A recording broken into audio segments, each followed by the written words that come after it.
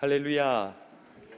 우리 주님의 놀라운 평화가 여러분의 심령과 가정과 일터 위에 흘러 넘치시기를 축복드립니다.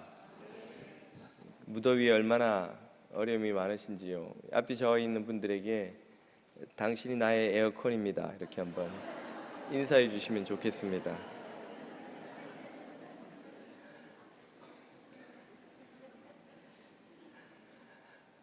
오늘 우리에게 주시는 하나님의 말씀은 신명기 18장 9절에서 13절입니다.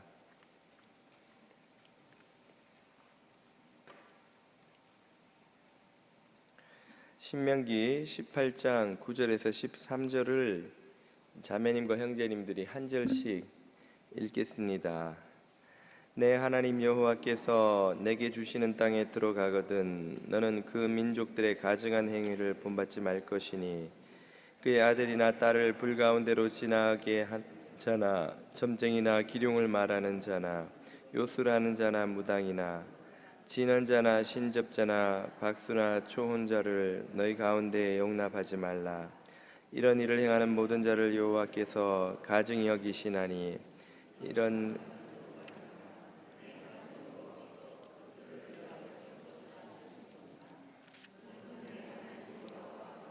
완전하라. 아멘.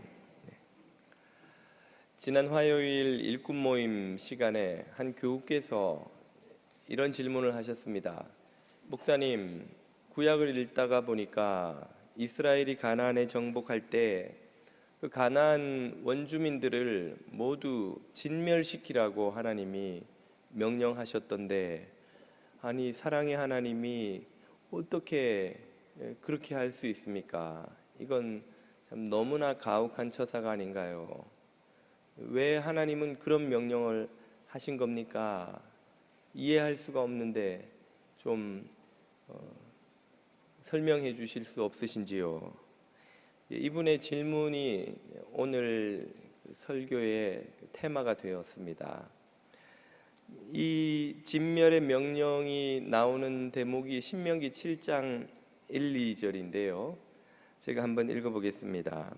내 하나님 여호와께서 너를 인도하사 내가 가서 차지할 땅으로 들이시고 내 앞에서 여러 민족 헷 족속과 기르가스 족속과 아모리 족속과 가나안 족속과 브리스 족속과 히위 족속과 여부스 족속 곧 너보다 많고 힘이 센 7 족속을 쫓아내실 때에 내 하나님 여호와께서 그들을 내게 넘겨 내게 치게 하시리니 그때에 너는 그들을 진멸할 것이라.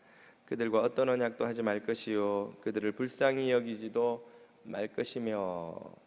이 대목에 보면 그 가나안 사람들을 진멸하라 하는 명령이 나오죠. 현대적 관점에서 보면 이건 인종 청소가 아닌가, 인종 대학살이 아닌가, 실제로 그렇게 보이지요. 구약을 읽어온 성도들의 오랜 의문이라고 할 수 있습니다.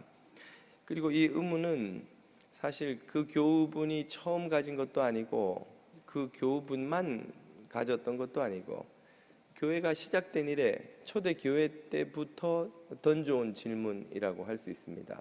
제가 장담컨대 여러분이 성경을 읽으면서 어떤 질문을 떠올리시든지 여러분이 처음이 아닙니다. 초대교회 때부터 이미 다 던져왔던 질문이고 또 그에 대해 여러 가지 답도 시도되어 온 질문입니다. 그러므로 이해가 되지 않거나 의문이 생기거나 하시면 내가 믿음이 없는 것인가 혹은 나만 모르고 있는 것인가 생각하지 마시고 주저없이 질문을 하셔도 됩니다. 초대교회 교부들이 이 질문에 대해 답을 한 것부터 잠깐 소개를 해볼까 합니다. 영지주의 일파였던 말시온파 사람들은 이 문제를 신약과 구약의 하나님을 둘로 분리함으로써 해결했습니다. 그들은 믿기를 구약의 하나님은 무섭고 잔인한 하나님이요 신약의 하나님은 참 너그럽고 은혜로운 사랑의 하나님이기 때문에 우리는 이 신약의 하나님을 믿어야 된다고 생각했던 것이죠. 그래서 구약을 정경에서 빼야 된다고 그들은 믿었습니다. 구약을 거부하다가 보니까 구약에 등장하는 율법도 부정할 수밖에 없겠지요. 그리고 그 결과는 도덕 폐기론으로 이어졌습니다. 율법, 거기 구약에서 요구하는 이런저런 명령 지킬 필요가 뭐가 있는가 하는 결론에 이르게 된 것이죠. 이런 주장은 당연히도 초대교회에서 이미 이단으로 정제된 이 가르침입니다. 요즘도 가끔 교우들이 목사님, 그 구약은 공의의 하나님, 신약은 사랑의 하나님을 계시하시는 것이 아닙니까? 이렇게 오해하고 말씀하시는 경우가 있는데, 잘못하면 저 이단으로 쫓겨날 수도 있습니다. 예, 그렇게 성경이 신구약이 다른 하나님을 계시하시는 것이 아니지요. 오리겐이라는 초대교회 교부는 이 본문을 해결하기 위해서 축자적으로 읽지 말라고 권면합니다. 축자적이라는 말은 몇 주 전에 제가 기계적 영감설과 유기적 영감설을 비교해 드린 적도 있는데, 기계적 영감설과 상당히 닮아 있는 이해이죠. 본문을 문자 그대로 한자 한자 그대로 읽지 말고 거기에서 영적인 의미를 이해하라, 찾아내라는 요구지요. 가나안 7부족을 진멸하라는 말은 실제로 그 사람들을 다 죽여 없애라는 말이 아니라 우리 삶 속에 스며들어와 있는 7가지 죄악을 제거하라는 말씀에 메시지이고, 그렇게 영적으로 해석해야 한다는 말이죠. 우리 기독교인들로서는 뭐 가능한 해석이다 싶은 생각도 드는데, 그러나 오리겐은 이런 주장 때문에 그 성경의 역사성을 지나치게 소홀히 다룬 것이 아니냐 하는 비판도 받았습니다. 실제로 그런 사건은 없었던 겁니까? 영적으로만 이해하면 되는 건가요? 이런 질문 앞에 대답할 말이 없는 것이죠. 위대한 신학자로 인정받는 어거스틴은 이 본문의 문제를 해결하기를, 선하신 하나님이 하시는 모든 명령은 선한 것이기 때문에 그것이 우리 인간의 관점에서 볼 때 뭐 가혹하거나 잔인해 보인다 할지라도 있는 그대로 선한 의도가 있고 선한 결과를 맺을 거라고 믿어야 된다고 그렇게 가르쳤습니다. 우리 기독교인들은 충분히 받아들일 수 있는 해석이고요. 또 그렇게 고백할 수 분명히 있는데, 그러나 경계선에 서 있는 분들 혹은 교회 밖에 있는 분들에겐 이런 해석이 마치 묻지도 따지지도 말고 무조건 믿어라 하는 말처럼 들릴 소지가 있죠. 뭔가 좀 합리적으로 이해가 되는 답을 기대했던 사람들에게는 그냥 무턱대고 믿으라는 말처럼 들려서, 어거스틴의 말은 뭐 그러다 할 수는 없겠으나 속 시원하다 또 하기는 조금 어려울 수도 있으리라 생각됩니다.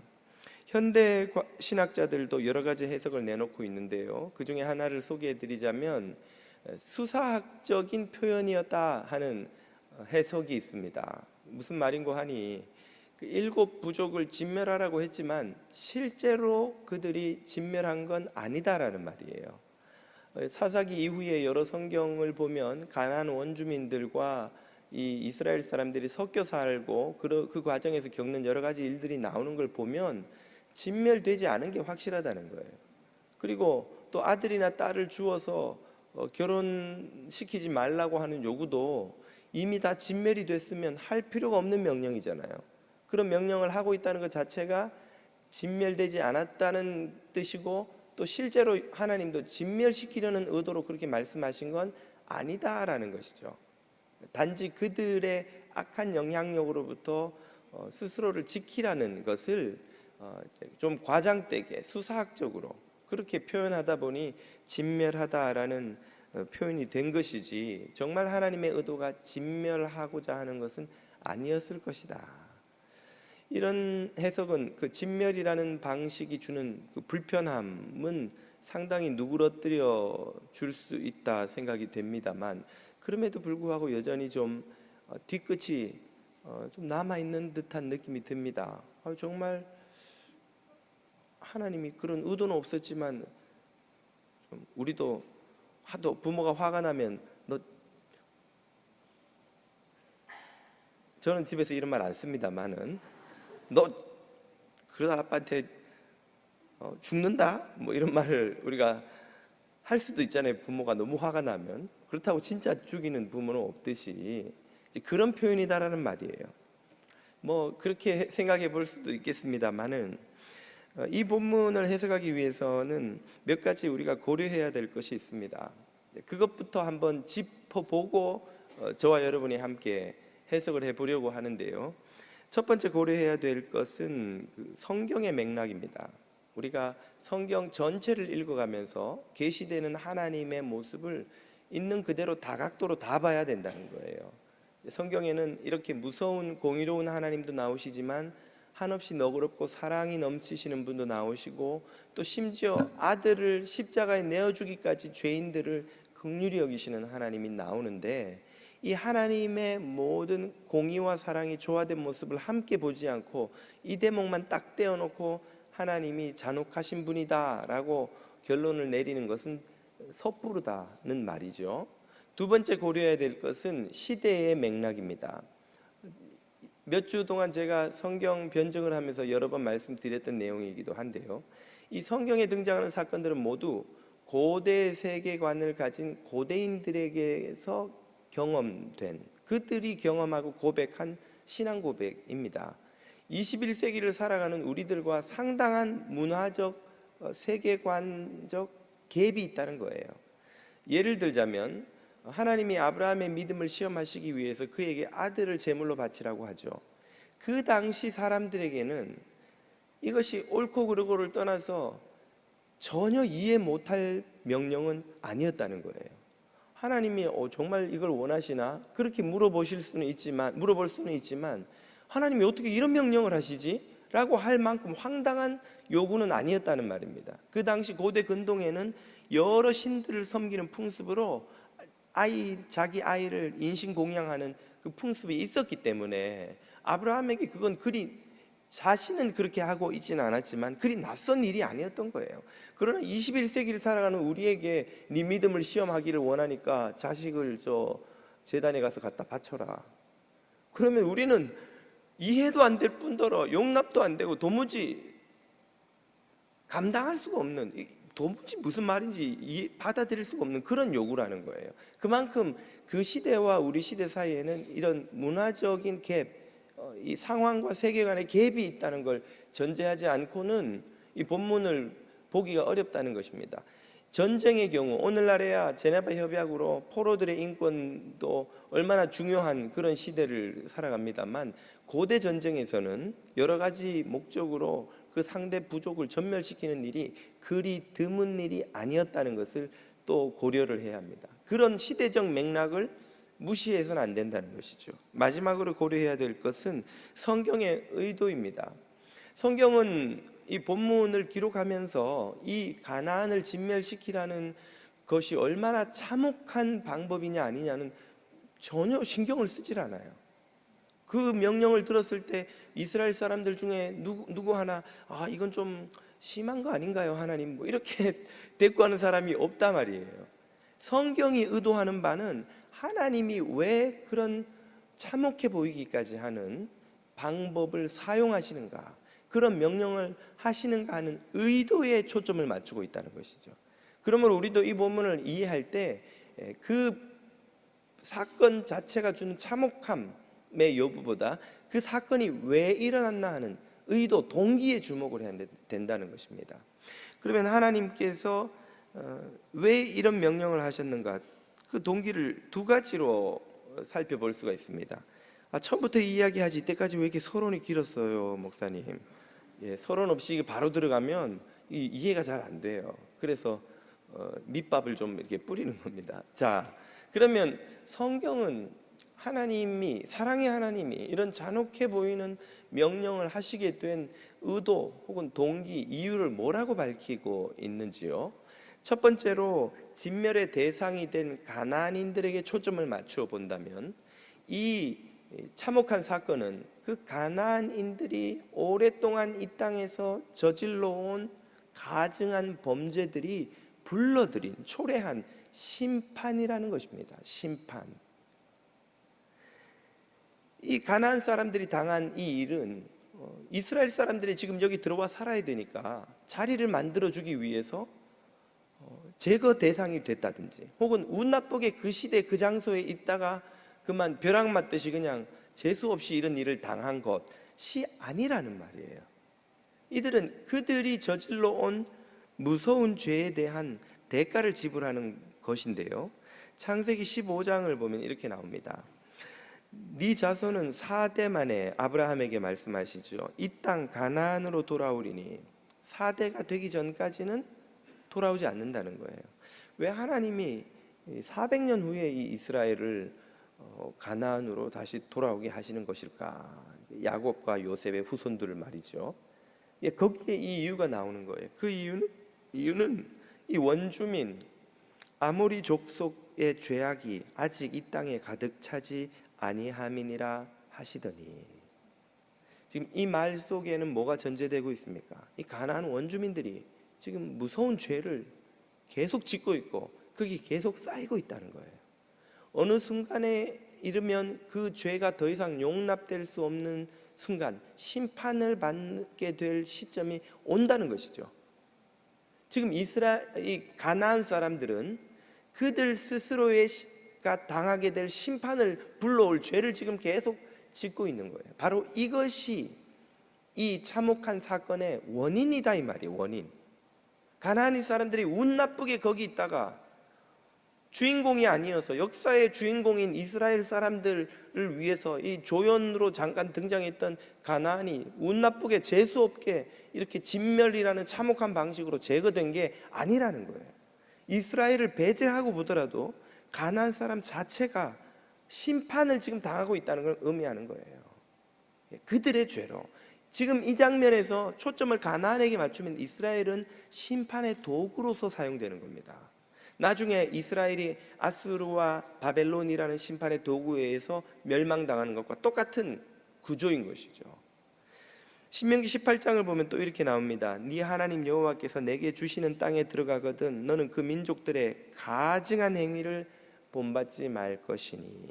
이 행위를 가증하다고 묘사하죠. 가증하다는 게 어떤 겁니까? 눈 뜨고 못 본다는 거예요. 눈 뜨고 우리가 TV에서 언론에서 범죄 뉴스를 보면 아이고 저런 나쁜 놈이 있나, 그렇게 넘어갈 죄도 있지만, 어떤 죄는 너무 흉악해서 막 차마 제정신을 가진 사람이 그 내용을 다 들을 수가 없는 그렇게 흉악한 범죄, 눈 뜨고는 볼 수 없는 흉악한 범죄 장면, 이런 게 있잖아요. 그래서 언론에서도 되게 그런 장면은 세부 사항을, 디테일을 묘사하지 않습니다. 그냥 이렇게 가해했다라고만 말하지, 그 사람이 칼로 뭘 어떻게 했고 그 사람의 몸 시체를 어떻게 했고 이런 거를 설명을 안 해요. 그걸 미성년자도 들을 수 있기 때문에. 그런 무서운 죄악, 그렇게 정말 견딜 수 없는 혐오감을 불러일으키는 죄악을 가증하다 이렇게 말하는 거예요. 가증하다. 가나안인들의 그런 가증한 죄악을 하나님이 지금 경고하십니다. 10절, 그의 아들이나 딸을 불 가운데로 지나가게 하는 자나. 아까도 잠깐 설명했듯이 인신공양의 풍습입니다. 자신의 소원을 신을 통해 이루기 위해서 그 신을 달래주는 제물 중 최고의 제물이 뭐냐? 자식을 제물로 바치는 거예요. 그게 고대 근동에 널리 퍼져 있는 우상숭배 풍습 중에 하나였던 것입니다. 점쟁이나 기륭을 말하는 자나 요술하는 자나 무당이나 진언자나 신접자나 박수나 초혼자를 너희 가운데 용납하지 말라. 이런 일을 행하는 모든 자를 여호와께서 가증히 여기시나니 이 가증한 일로 말미암아 내 하나님 여호와께서 그들 가나안 원주민들을 네 앞에서 쫓아내시느니라. 이스라엘 네가 들어간다고 저 사람들을 쫓아내는 게 아니다 이 말이에요. 그들이 저질러 온 가증한 죄가 도저히 묵과할 수 없는 수준까지 이르러서 그들이 심판을 받게 되었다 그 말입니다. 이렇게 본다면 이 가나안 사람들이 겪는 일이 곧 그들의 죄가 불러온 심판이라는 점을 이해하게 된다면, 이들의 겪는 일과 노아의 홍수와 소돔과 고모라의 멸망이 본질적으로 똑같은 문제인 거예요. 노아의 홍수 때도 그 인류가 자신들의 죄로 홍수를 불러왔고, 소돔과 고모라도 자신들의 죄로 그 도시가 잿더미가 되었죠. 이 가나안 사람들도 자신들의 죄로 이 참혹한 형벌을 받게 되는 겁니다. 가나안 사람들의 본문을 읽으면서 우리가 더 이 참혹함의 그 느낌, 불편함을 많이 느끼는 이유는 그 방식이 더 생생하게 우리에게 다가오기 때문에 그래요.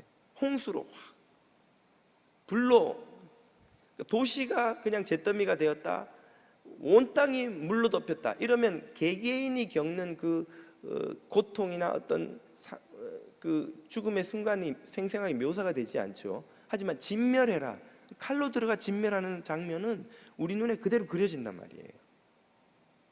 여러분, 2015년에 시리아를 탈출해서 지중해를 건너다가 익사한 3살짜리 아이, 이름이 크루든가 하는 아이가 사진에 찍혀서 전 유럽의 사람들에게 참 난민 문제에 대한 큰 반향을 불러일으킨 적이 있습니다. 시리아 난민은 그전에도 수십만이 이미 목숨을 잃었어요. 매년 지중해에서 2,000명이 넘는 난민들이 익사해서 죽습니다. 하지만 그동안도 그렇게 일어나지 않던 여론이 그 아이 사진 한 장 때문에 막 불일 듯이 일어난 거예요. 제가 정확한 통계가 기억이 안 납니다만 1일 그 난민 문제 해결을 위한 그 도네이션 금액이 그 보도가 된 직후에 하루 평균 액수가 55배로 뛰었습니다. 그만큼 많은 유럽인들이 난민 문제에 대한 어떤 아픔을 공감하고 문제에 참여하고 하는 반향이 일어난 거예요. 왜? 생생하게 다가오니까. 그 아이, 3살짜리 아이가 익사해서 바닷가에 떠밀려온 그 사진에 그만 막 사람들이 가슴이 아픈 거예요. 그전에도 수십만이 죽었다 뭐 늘 뉴스를 해서 보지만 수십만이 감이 안 오거든요, 사실. 그러나 아이 하나의 그 바닷물에 불어서 강물에 바다 위에 해변에 밀려온 장면은 너무 생생하게 그 아픔이 다가오잖아요. 이런 효과인 거예요. 노아의 홍수로 온 인류가 익사했다고 막 가슴 아프고 막 했던 분들 혹시 계세요? 별 느낌이 없어요, 우리가. 그러나 이 진멸이라는 방식은 그 방식이 너무 생생하게 다가오니까 우리한테 이게 잔혹한 행위처럼 느껴지긴 하지만, 이것이 그들의 죄악이 불러온 심판이라는 사실을 알고 보면 본질적으로 똑같은 심판의 사건인 거예요. 게다가 지금 이 가나안 사람들을 심판하는 도구로 쓰이는 이스라엘, 마치 하나님은 이스라엘 편이고 가나안은 뭐 조연으로 쓰다가 내팽개치는, 팽시키는 그런 구조인 것처럼 보입니다만, 이 이스라엘도 가나안에 들어와 하나님이 그토록 경고하시는 죄악을 반복하다가 600년이 지난 후에 아수르와 바벨론의 칼날에 수많은 사람들이 학살되고 남은 사람들은 포로로 끌려가고 도시가 불타버리는 멸망의 운명을 맞이하게 된 것을 보면 오히려 하나님은 더 공평하신 분이다라는, 공의로운 분이시다라는 인식까지 갖게 되는 것입니다. 그러므로 여기서 우리가 주목해야 될 것은 이 방식이 얼마나 잔혹하냐 아니냐를 넘어서서 이런 무서운 심판을 초래하는 죄가 얼마나 심각한 것이냐, 그 죄가 얼마나 무서운 것이냐를 우리가 깨달아야 한다는 말이죠.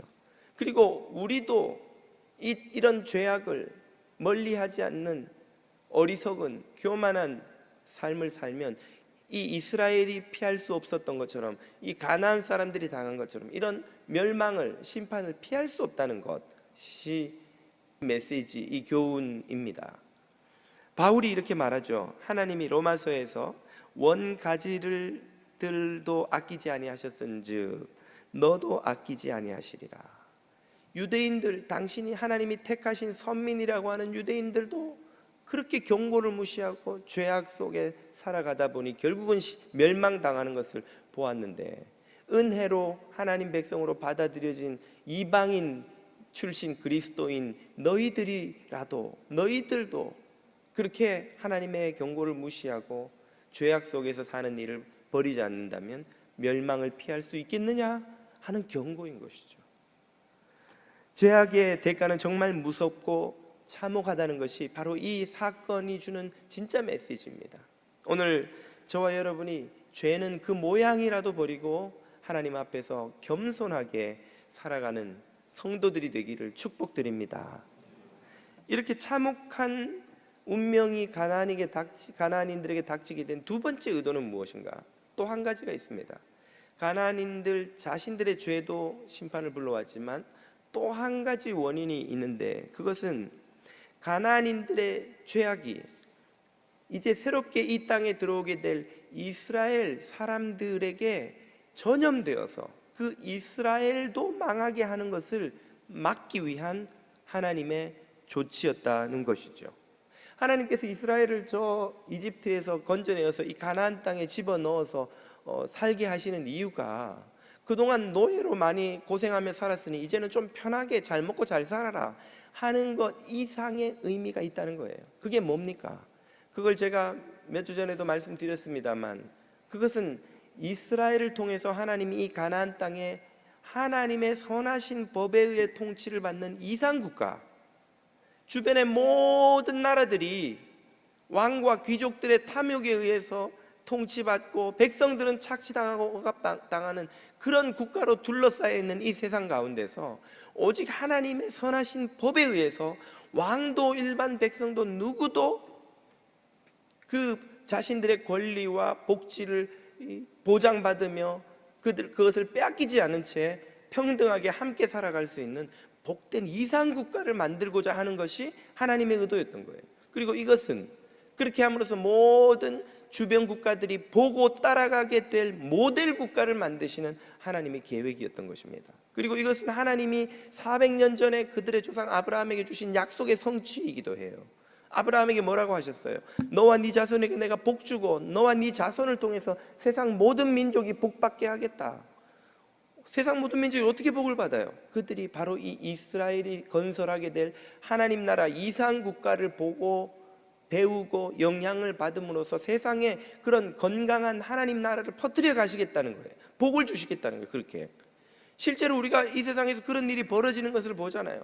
서구 민주주의 국가의 이 시스템이 세계 곳곳으로 퍼져나가고 있잖아요. 아직도 제3세계 봉건사회 속에서 살아가는 이들은 이런 서구의 시스템을 보면서 우리도 민주주의 하십시다, 우리도 권리를 주세요, 우리도 저런 사람들처럼 삼권 분립으로 우리의 권리가 보장받게 해주세요 라고 호소하고 시위하고 주장하고 있잖아요.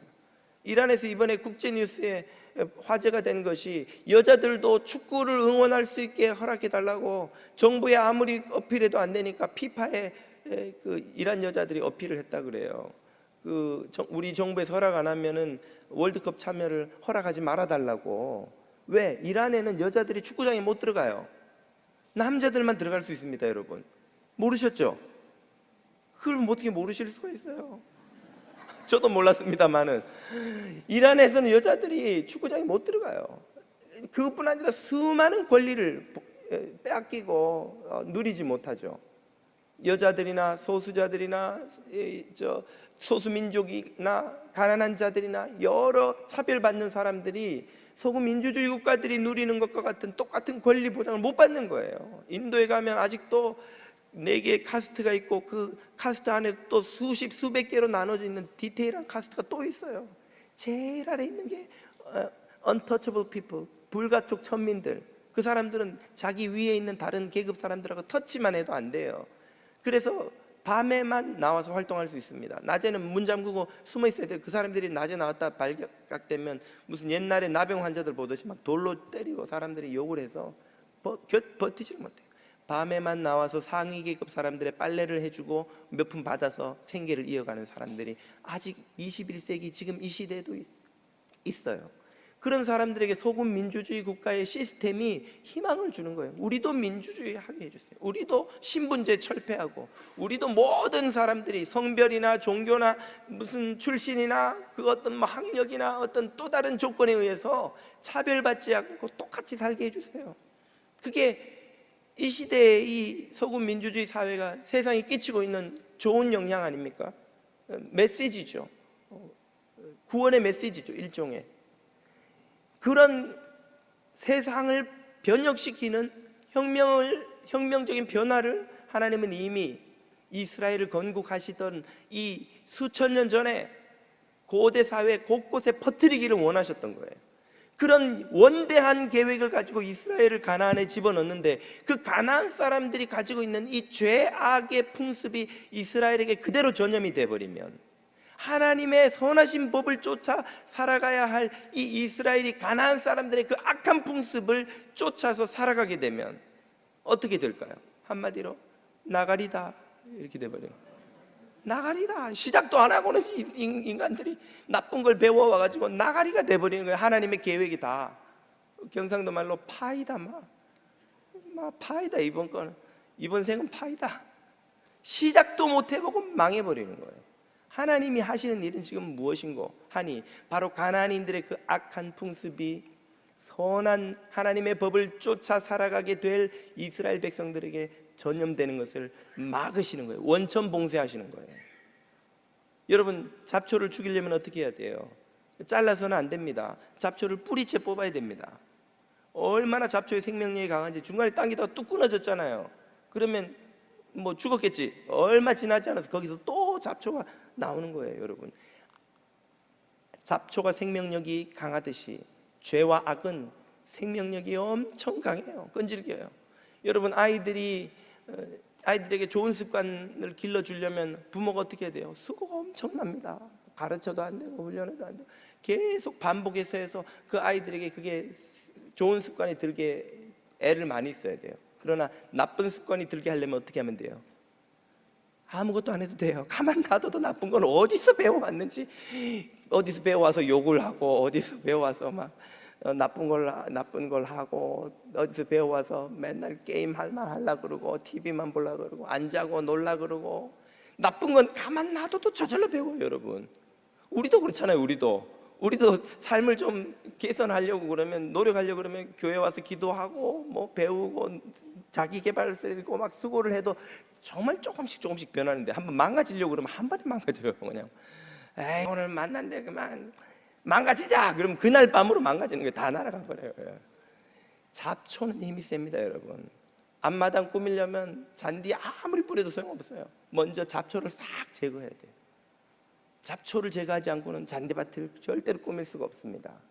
마찬가지인 거예요. 가나안 땅에 하나님의 법이 다스리는 하나님 나라를 건설하려면 그 땅에 있는 죄의 뿌리들을 뿌리채 뽑아야 되는 거예요. 뿌리채. 하나님이 하시는 일이 바로 그거예요. 지금 신명기서가 이렇게 또 말씀하십니다. 7장 3절을 보십시오. 또 그들과 혼인하지도 말지니 네 딸을 그들의 아들에게 주지 말 것이요 그들의 딸도 네 며느리로 삼지 말 것은 그가 네 아들을 유혹하여 그가 여호와를 떠나고 다른 신들을 섬기게 하므로 여호와께서 너에게 진노하사 갑자기 너희를 멸하실 것임이니라. 이런 일이 일어날 거라는 말이에요. 이 이방 민족들 쫓아가지 말라고 시내산에서 선하신 율법까지 줘서 철저히 교육시켜서 가나안 땅에 들어가기 전에 또 신명기서에서 그 모압 평원에 다시 앉혀놓고 재교육을 시켜서 준비를 시켜서 들어갔는데, 거기에 나쁜 죄악의 풍습이 들어가면 바로 그냥 교육시킨 거 말짱 도루묵 파이다 나가리 돼버리는 거예요. 실제로 그런 일이 벌어졌잖아요. 바알 부올에 갔더니 그렇게 교육받은 남자들이 그 바알 숭배하는 신전에 갔더니 막 거기는 바알 숭배하러 가면은 여사제들이 방마다 대기하고 있다가 절하고 나오는 남자들 데리고 들어가서 함께 바알을 섬겨주는 거예요. 바알 숭배 방식이 그래요. 제사 지내고 나면, 그 제물 바치고 나면 그 대가로 여사제들이 나와서 대기하고 있던 여사제들이 남자들과 들어가 잠자리를 하는 게 바알 숭배. 남자들이 거기 막 확 넘어가서 몰려 들어가서 모세가 진노를 해서 심판의 사건이 벌어지는 게 바알 부올의 사건이 아닙니까? 좋은 건 그렇게 교육해도 못 배우는데 나쁜 건 배울 필요도 없어요. 그냥 본성에 끌려가 버리는 거예요. 하나님께서 그런 죄악의 뿌리를 뿌리채 뽑으려고 지금 진멸이라는 극단적인 방식을 쓰고 계신 거예요. 16절을 보십시오. 네 하나님 여호와께서 너에게 넘겨주신 모든 민족을 네 눈이 긍휼히 여기지 말고 진멸하며 그들의 신을 섬기지 말라. 그것이 너에게 올무 함정이 되리라. 이는 그들이 그 신들에게 행하는 모든 가증한 일을 너희에게 가르쳐 본받게 하여 너희가 너희 하나님 여호와께 범죄하게 할까 함이니라. 그 가난한 원주민들을 긍휼히 여기지 말래요. 아니야, 긍휼의 하나님이 왜 이런 말씀을 하시는가? 이런 생각을 한번 해보십시오. 여러분의 아들이 학교를 갔다 왔는데 어느 날 그 아들로부터 놀라운 일을 듣게 된 거예요. 그 학교에 같은 반에 마약 파는 아이가 있어요. 그 아이가 여러분 아들을 볼 때마다 야, 이거 한번 해봐. 얼마 안 해. 기가 막혀. 이거 한번 하면 너 공부 때문에 스트레스 받지. 엄마 아빠한테 잔소리 듣고 스트레스 받지. 이거 한번 하면 끝장. 완전 판타스틱이야. 매일 그렇게 유혹하는데 아들이 하는 말이 엄마 나 한번 해볼까 봐 그러고 있는 거예요. 그 말을 들은 여러분이 제정신이라면 어떻게 하겠어요? 할 수 있는 모든 걸 다 하겠죠. 당장 학교로 달려가서 그 아이를 고발하고 그 아이가 마약 판다는 걸 밝혀내고 그 아이를 학교에서 내보내든지, 아니면 안 되면 당신 아이를 데리고 전학을 간다든지, 아이가 마약에 접하지 않도록 할 수 있는 모든 걸 다 하지 않겠어요?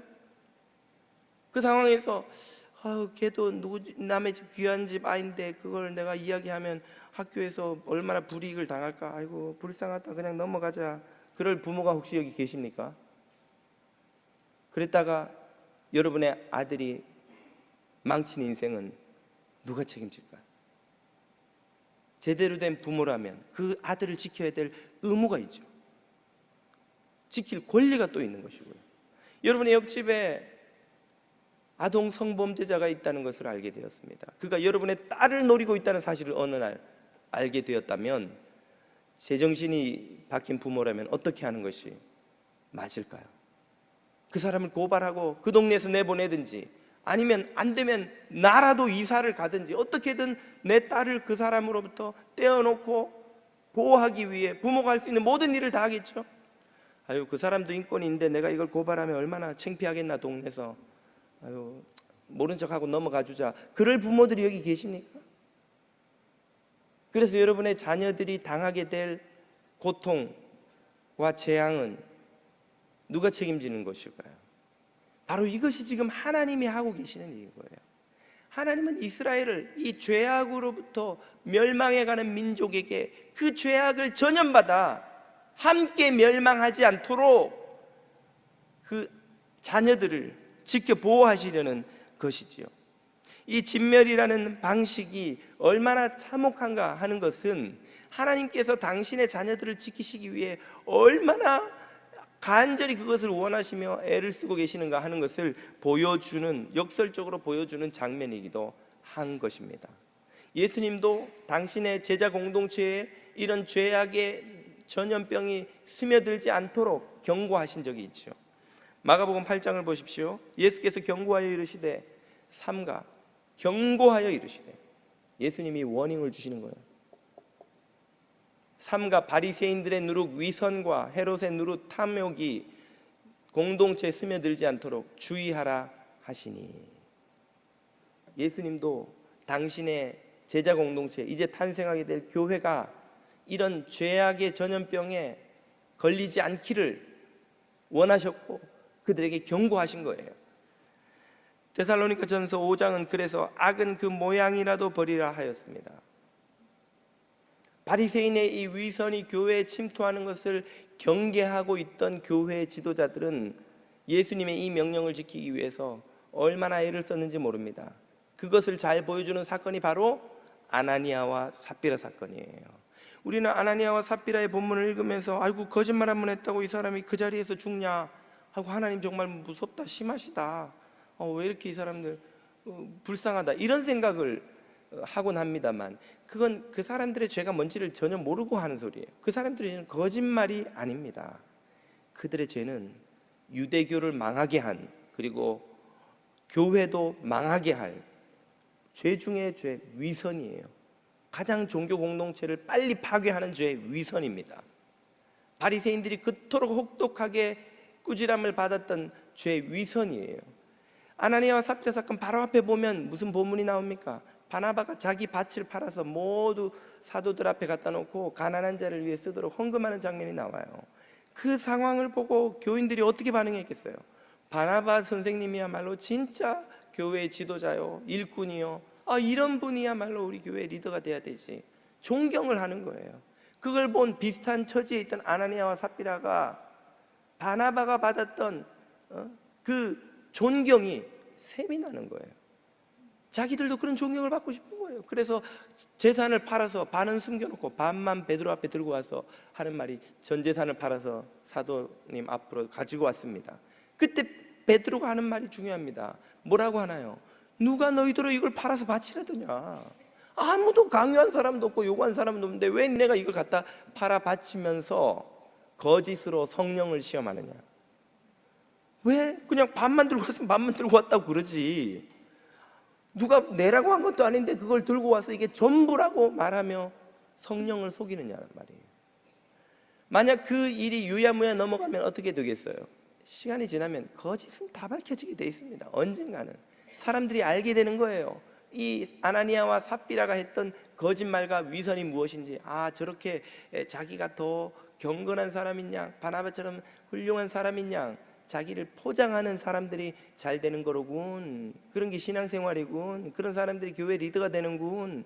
이걸 알게 되면 교회에서 그걸 흉내내게 되는 거예요. 사람들이 다 자기를 포장하게 돼요.